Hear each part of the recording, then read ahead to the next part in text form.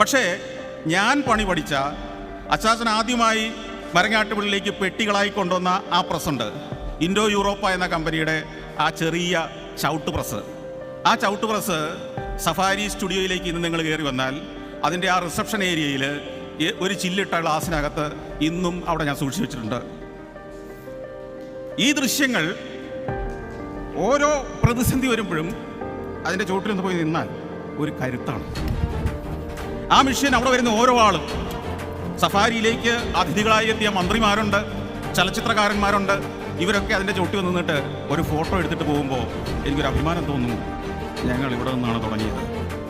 ആ തുടക്കത്തിന്, ആ ഊർജത്തിന്, തലമുറകളോളം മുന്നോട്ട് പോകാനുള്ള കരുത്തിന് അടിസ്ഥാനം പകർന്ന അച്ചാച്ചന് കുടുംബാംഗങ്ങളുടെയും പുതിയ തലമുറയുടെയും വരാനിരിക്കുന്ന തലമുറകളുടെയും എല്ലാം നന്ദിയും പ്രണാമവും അർപ്പിക്കുന്നു.